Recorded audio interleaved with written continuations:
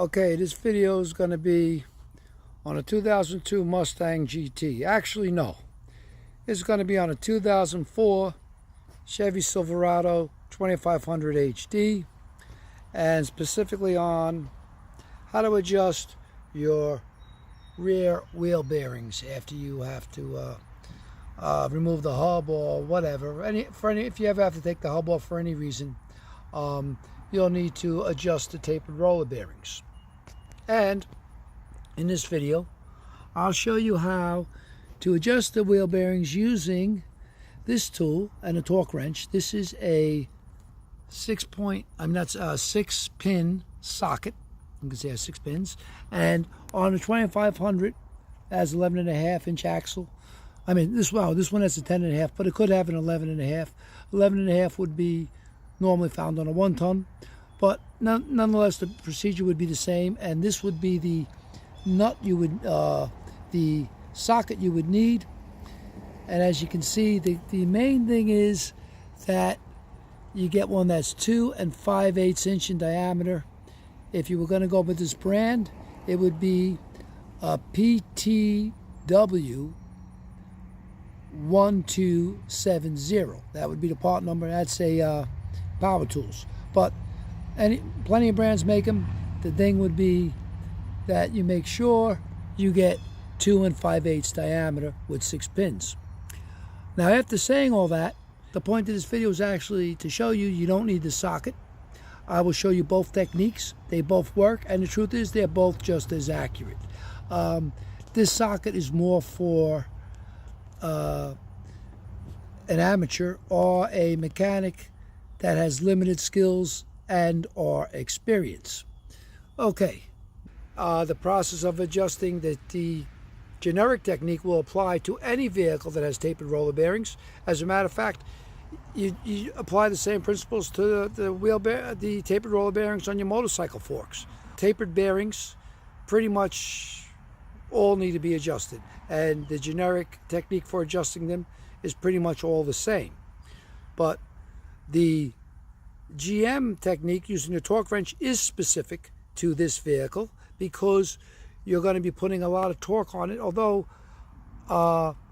52 foot-pounds may not seem like a whole lot of torque to you, what you have to bear in mind is that when you torque a nut down, the clamping force exerted by the torque that you're imparting on that nut is far greater than the torque you're imparting.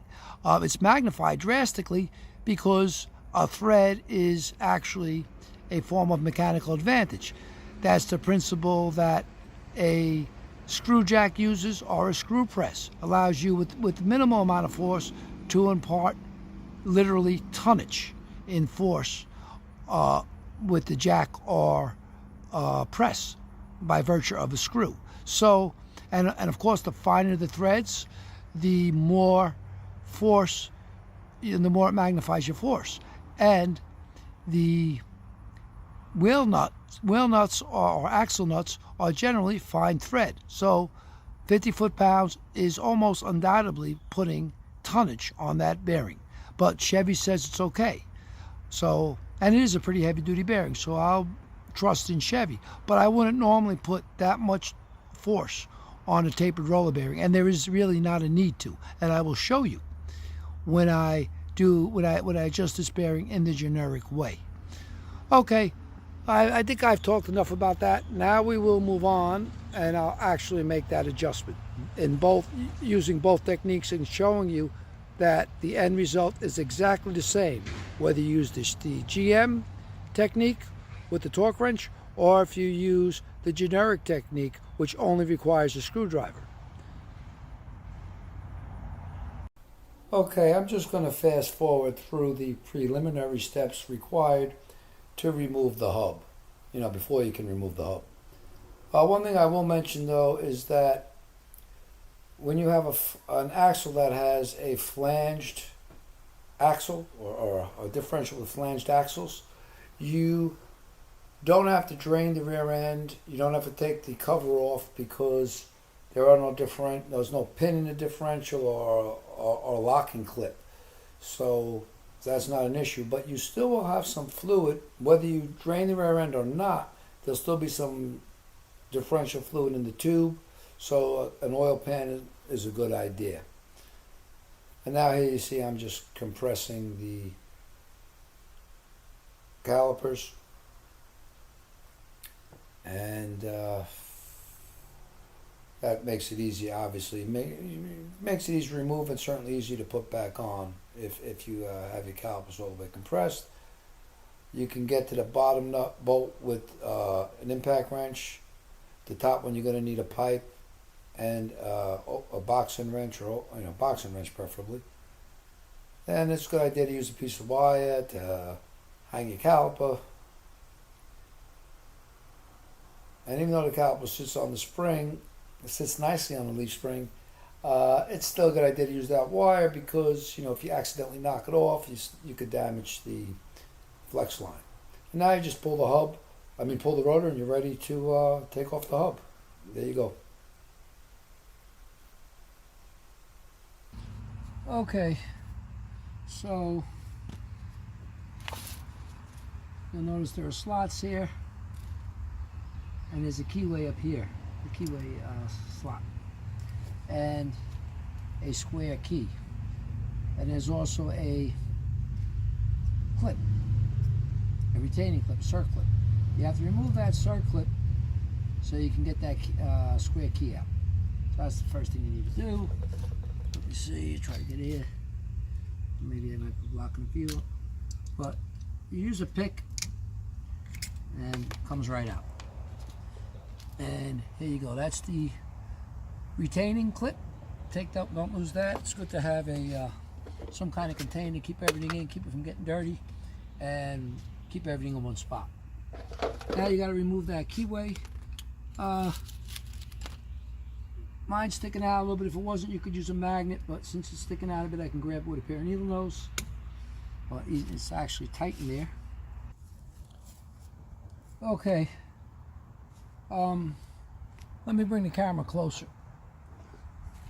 Problem with that keyway is if you look carefully, you can see that it's pushing hard against one side. It shouldn't be like that, and that's why I can't pull it out with the needle nose. It's tight. So I just got to move. I just got to turn that nut a little bit to center the keyway in the slot, and put the camera back. Look at this way. There we go. The keyway dropped down, and now the needle nose. Take the keyway out. There you go. So the keyway should come out real easy, like I said, even just with the magnet, unless of course your nut is bearing against it hard, as in this case it was. So now you just spin that nut off, screwdriver.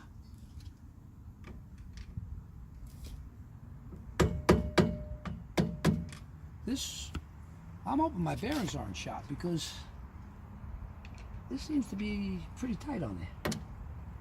It shouldn't have been that tight on there. Okay. Now you can just run her out.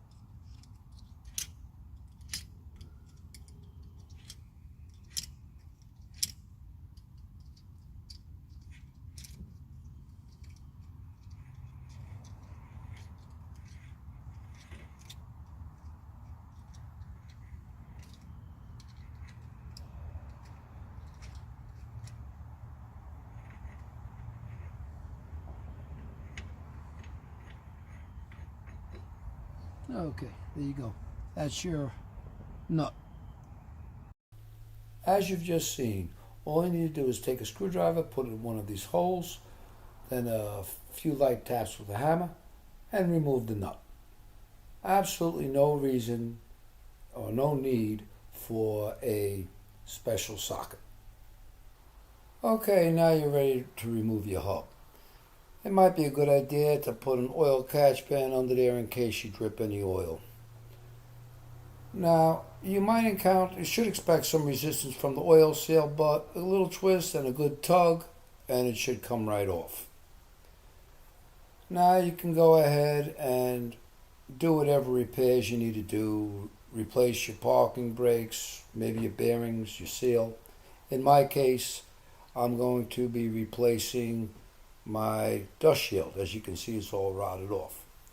Once I'm done with that, I've done my repairs, I'll go ahead and put the hub back on, and at that point show you how to adjust the tapered roller bearings.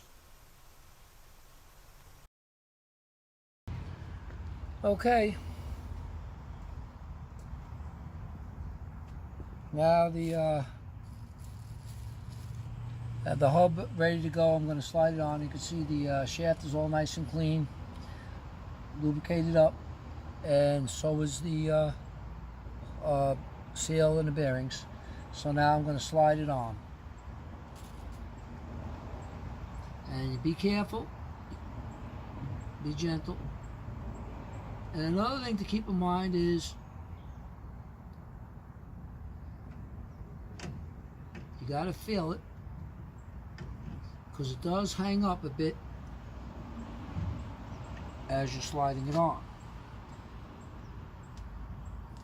The inner race of that bearing has to have a little step there, and it hangs up on that, so got to watch for that, and then just push it down. Now you should be able to push it down fairly easily. If you need to use a hammer or something, something's wrong. It should just be a push fit. Now at this point you don't want to spin it at all, because your bearings are not, they're tapered roller bearings, and they're not in any, they're just kind of like on their races, but not on their races properly yet. So now you take your nut. It wouldn't hurt to add a little oil to it. Probably even lightweight oil would be better, but I'm just going to go with the gear oil, because you're only putting a little bit on it. Maybe here and here. Okay, now I'm going to just spin this down.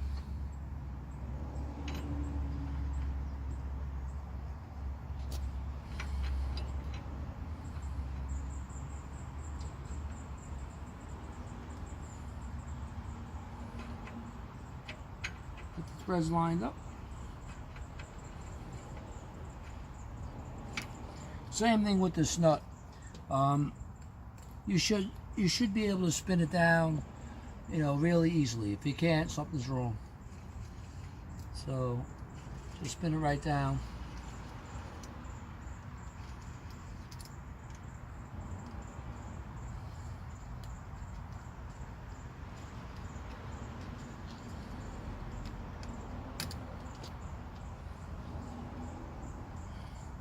Now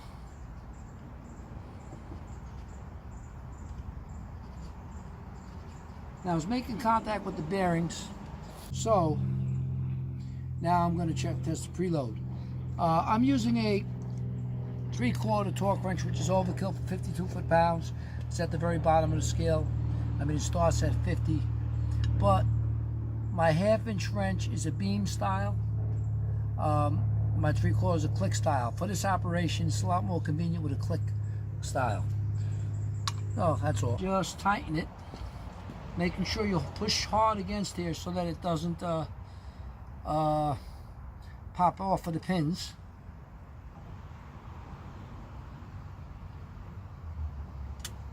I'm actually going to choke this wrench because I don't need that much leverage to get the 52 foot-pounds. And there you go, 52 foot-pounds. I mean, it's okay to hear the click again if you want. You got it in. There you go, 52 foot-pounds. Now that that's done, I don't like using a torque wrench in reverse, so I'm going to grab a 1/2-inch ratchet, a ratchet.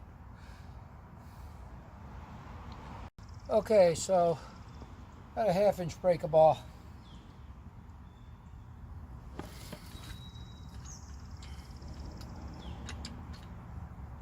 Torque wrenches, in my opinion, should only be used for torquing, not for loosening.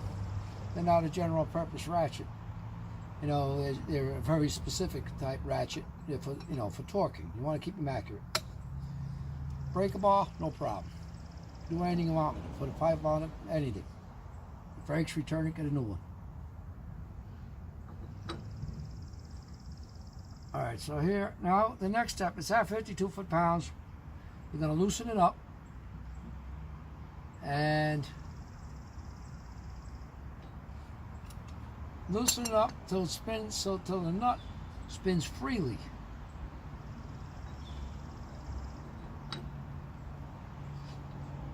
You backed away. Then, once you've backed away, tighten the nut back up just until it comes in contact with the inner race of the bearing again. You know, just until it stops. No more than that. Basically, what you're trying to get is zero torque. All right. After it's been preloaded, you're loosening up and then bringing it back just till it touches. Zero torque. You know. All right. Maybe 1 or 2 foot-pounds ain't gonna matter, but as close to zero torque as you can get. And there you go. And the reason why it's not super critical is, I'll bring the camera over here.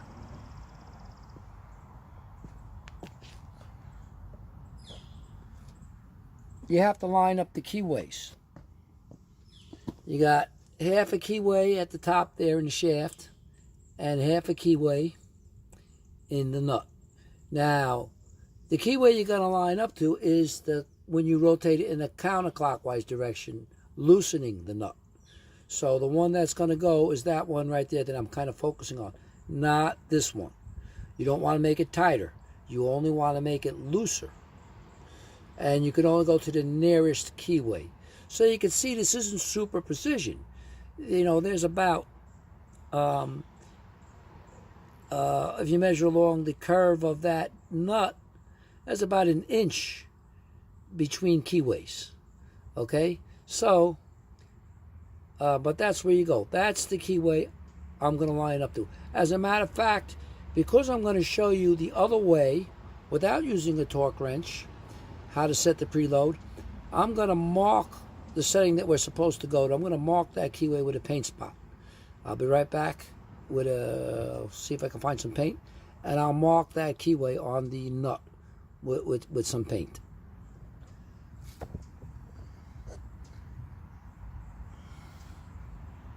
Okay, it's still at the zero torque position. In other words, I had set it to 52 foot-pounds, I loosened it up, and then I ran it back down till it just kissed the bearing.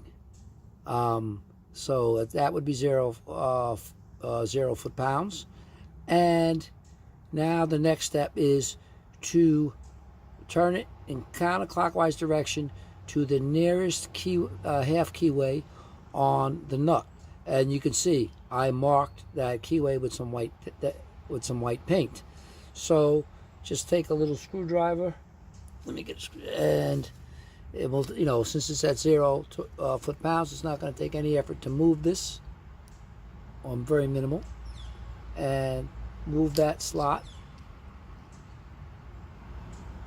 so that, let me get the camera here, keyway is right there. So now that's at the proper preload, and I can spin it.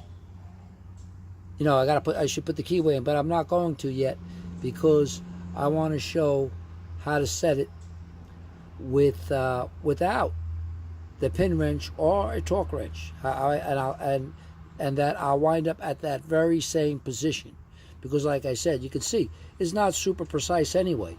You have a 1 inch space between your options on your keyways.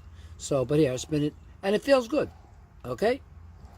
So, now I'll show you the technique that you would employ if you didn't have a torque wrench or that special socket. More than likely you have a torque wrench, but you know, you'd have to buy that special socket just for this particular application. So if you don't got that socket, I'll show you what you do.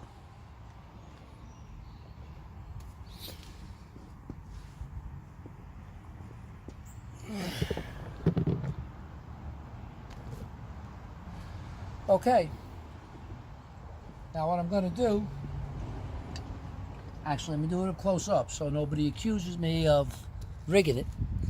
I'm going to loosen up this nut a fair amount. There you go, loosened up. And I'll have to put it back, so I need 2 hands to do the next step. Now that I loosened that nut up a fair amount, I'm going to pull back on the hub assembly. Okay, look at that. All right, the hub assembly's wiggling on there. All right, I completely lost everything. All right, there's no preload or nothing. All right, so I'm starting from scratch. Here's this technique. Take a little screwdriver, or a big screwdriver if you need one, but probably all we'll need is a little screwdriver. And push your hub in tight. Nice and tight, make sure it's seated on that inner bearing, and then run your nut in, tightening it up.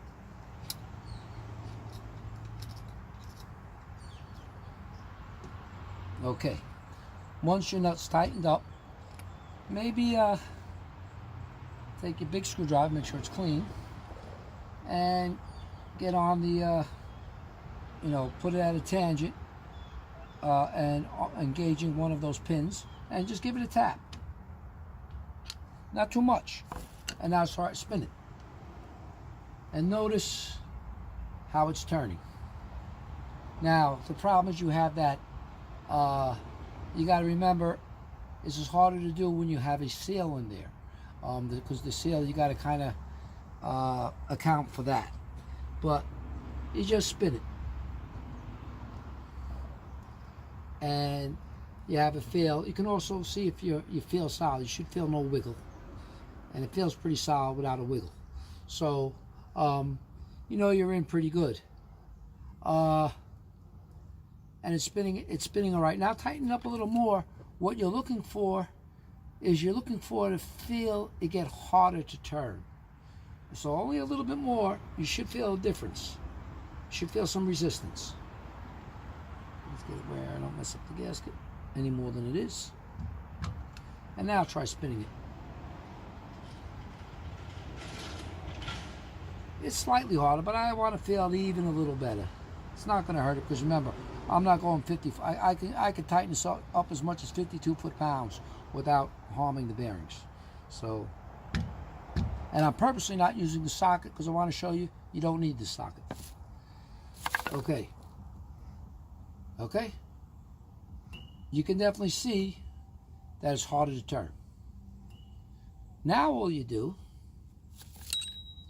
is back up until it's easy to turn again. And also feel the, I got nothing there, there's no play. Now back up till it's easy to turn.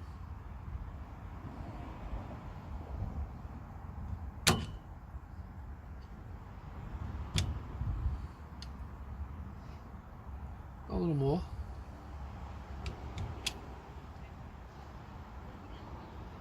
Now the only trick on this one is you don't want to back up so far that you disengage the nut, because then everything's screwed. So you really never take it quite to zero. So backing up, but you should be, but at the same time, it should be able to turn it with a screwdriver. So when you can turn it with that little screwdriver, you feel back and forth. Okay, we're not tight, right about here. I'm not looking at that. I'm looking at the camera. I'm not looking at that nut. I'm willing to bet that I'm pretty close to that white mark. I'm going to spin it, and I'm going to shake it. Feels about right. Now I'm going to look to see where that white mark is. There you go. And here's the thing. Chevy says, back up to the nearest one counterclockwise. So here I go.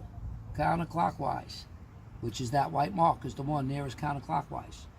I may have been a little more accurate actually than with the torque wrench, doing it my way. But right there, that's what Chevy says it should be. So the preload is set. This is what it is. You saw me do it with the torque wrench, and you saw me do it by hand. I came out to the same result without this socket, just a screwdriver.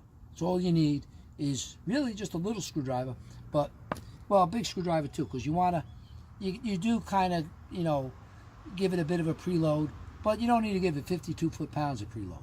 I think that's overkill.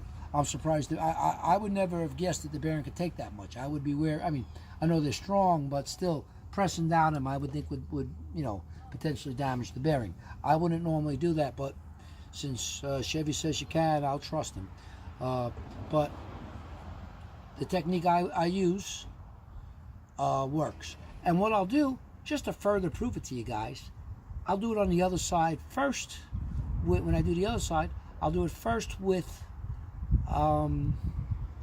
the screwdriver technique, and then second with the preload technique and the torque wrench, and see if it matches up in that way, just to kind of confirm that, hey, this is just as accurate a way of doing it as with the torque wrench. But there you go, my preload set.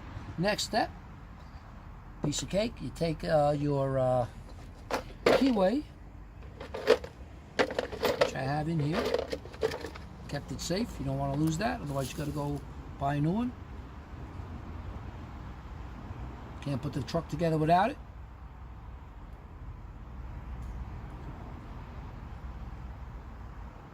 This one little piece keep you from the road if you lose it.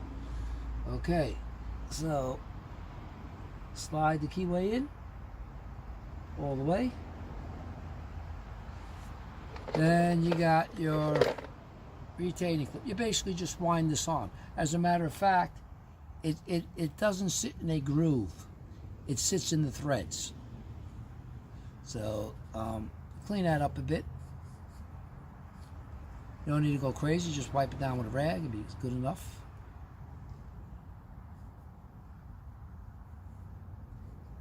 And you can take it and you can act, and you can see it has a part that goes down. Put that part, let that drop into the keyway. So take it, you're basically just winding it down in there. Use the screwdriver to hold it up away from the threads.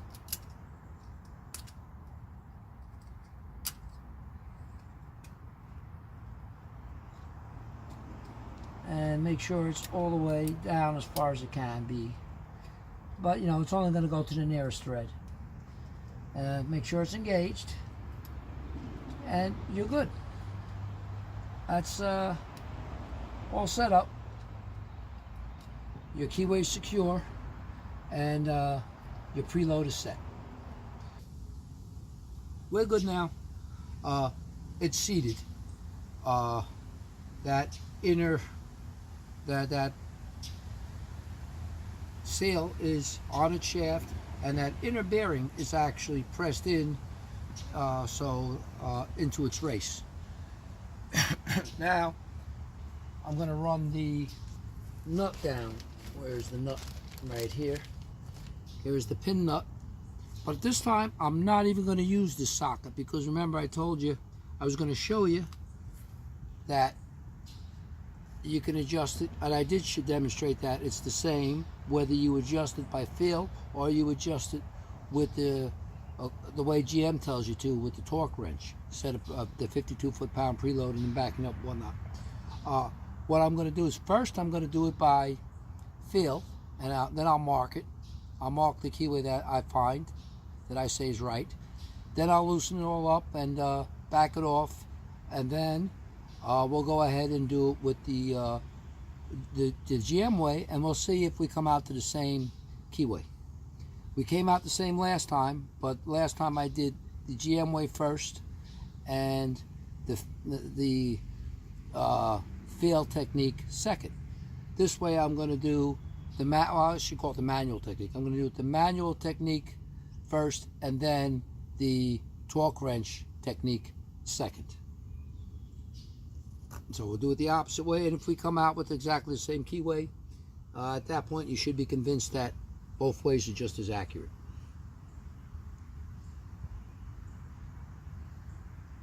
Actually, I'm going to use a lighter weight oil.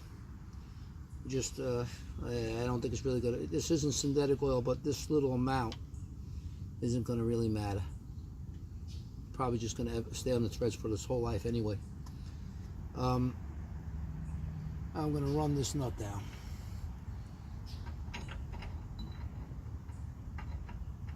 It's important that this nut runs freely on the threads.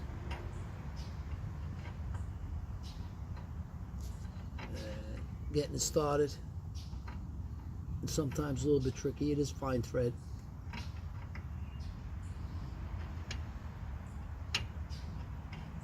It helps a lot to go backwards and then forwards when you're catching the thread. And then I'm just going to run it down with this little screwdriver, because it really should just spin down, and you can probably see that. And for this process, let me get the camera relocated so you can see exactly what's going on head on.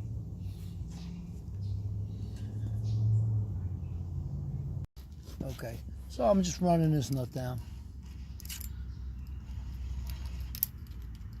And there, oh, it didn't stop yet. Okay, what it is really, the reason why I'm getting some resistance with this little screwdriver is we're seating the bearing. Right now the bearing's probably seated by now. Let me give it a tap with the bigger screwdriver. Yeah, so we're seated. Now, let's tap it in place. Now it should be, right now, that's probably too tight. And rotating the hub, again, the problem is I have to, it is harder to do an adjustment by feel when you have a tight seal, which is what I have, tight lip seal, because that's giving a lot of drag. It's not the bearing that's causing that drag, it's the seal. But that's good. You want a tight seal, but it just makes it harder. But it's doable because I just taken that into account, and I can still. Everything's relative. When I back it up, I'm still going to feel it start moving more freely. And that's the feel part. So I'm going to make it a little tighter still so I can get a better feel. I got an idea of what it feels like to turn it now. And I'll make it a little tighter than it is. Remember, I can go as much as 52 foot-pounds, so I'm not worried. I'm not going to overdo it with the palm of my hand.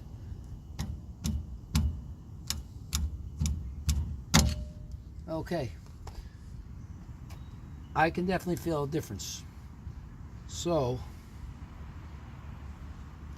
now I'm going to go in reverse.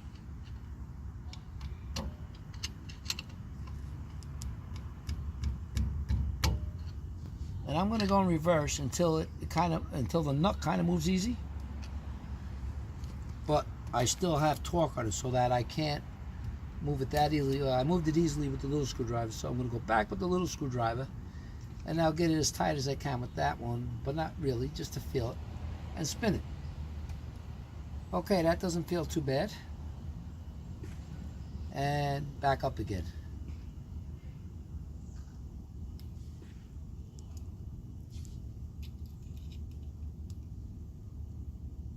The little screwdriver doesn't want to do it, so a big screwdriver, back up a little. Give it a shot.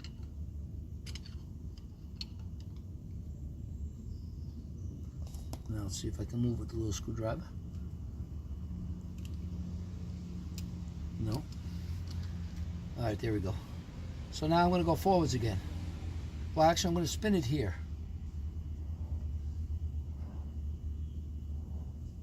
Okay. I'm going to check the play. No, actually I'm not, because I don't want to upset the balance, the kind of like the preload I have. I'm going to make it a little tighter.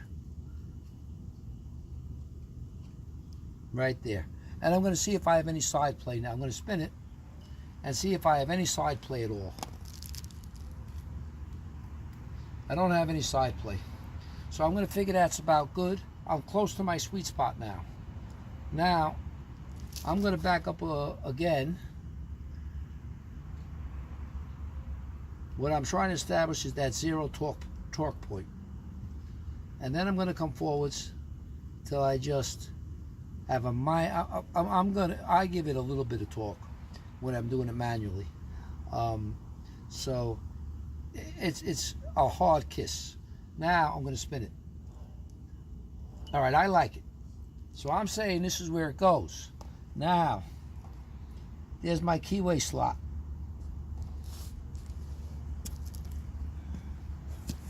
Can we see that in the camera? I'm not sure. So I'm going to bring it up close so you can see. Well, actually, I'm going to go get the paint. I have it right here. Spray some paint in this paint lid.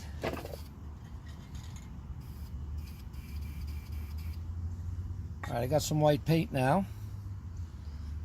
And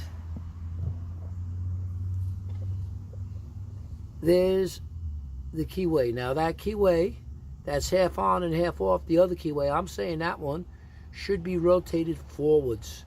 So that lands right on top of the other key. So I'm going to mark that with white paint.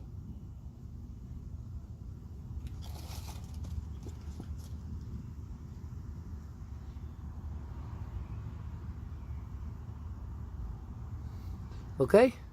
It's marked with white paint. That slot should go on top of that one. Let me get it on. Let me get the paint more to the front there. So it's pretty clear though, but okay. You see that? That keyway should be rotated counterclockwise, and that's where we're going to put the key. That's what I've established manually. Now we're going to do it with the 52 foot-pounds of torque, and I'll explain it as I do it, and we'll see where we wind up. Let me get my torque wrench.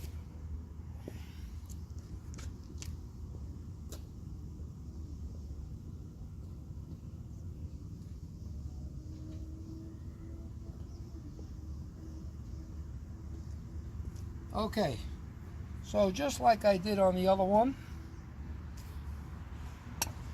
now I'm going to use the socket that I'm saying you don't even need, but I'm going to use it because you do need it if you go with the torque, if you use a torque wrench to adjust it. I'll put the line up the pin socket on there and break this free. Well, not really break it, it's just that was at zero torque. I'll back it up a little bit. All right, so you see I backed it up. Now I'm going to pull the hub forwards. Okay, so you see we've lost nothing's there. It's gone. All my work there is out the window as far as the preload is concerned, and the proper torquing. I mean, and the proper setting of the bearing. We're starting from scratch. So put the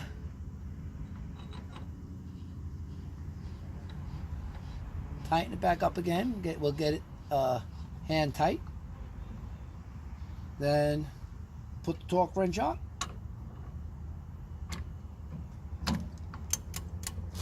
Make sure you hold the socket square. It likes to spit out. And this is set for 52 foot-pounds.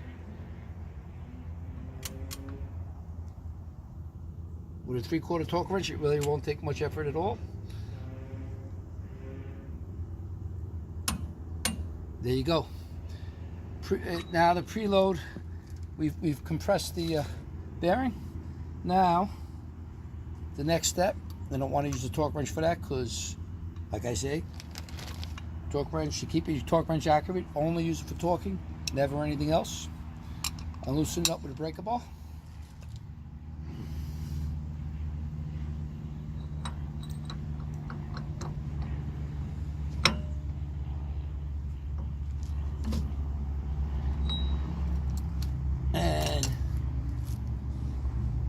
We run it back.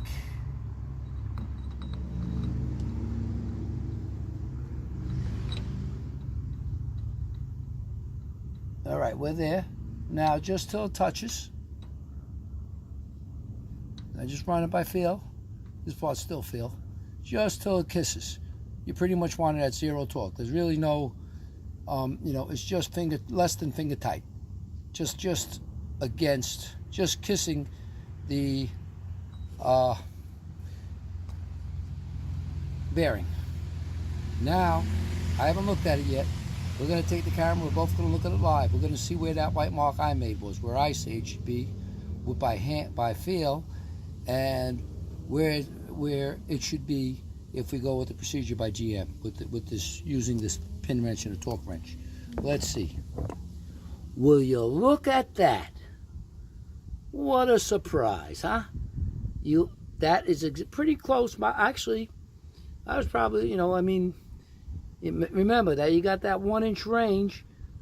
My white mark was halfway on, halfway off the keyway. This one is just like adjacent to it, but still, we're going to the same keyway. We have to loosen it up, go in a clockwise direction, and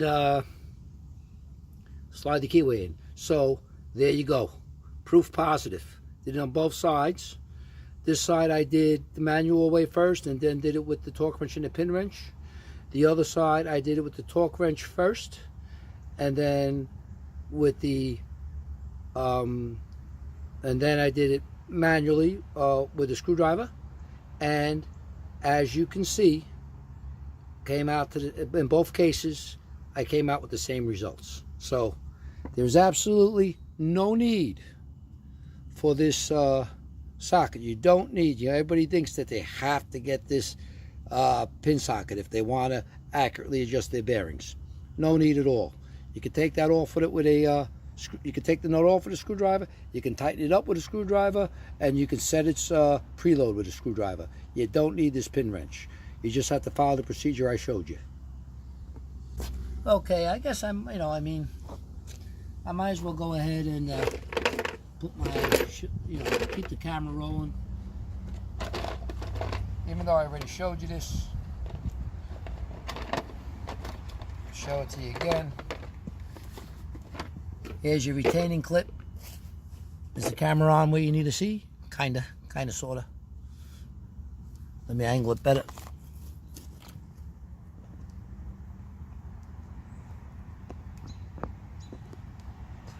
Okay, here's your retaining clip.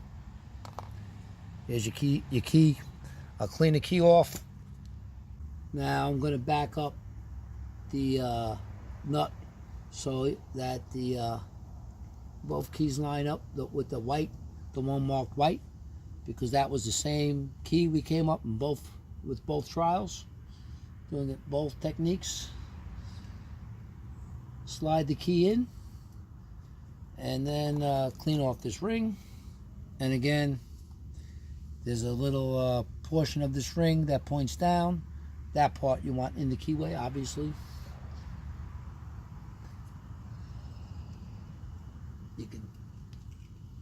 You can push it in on even with your Phillips.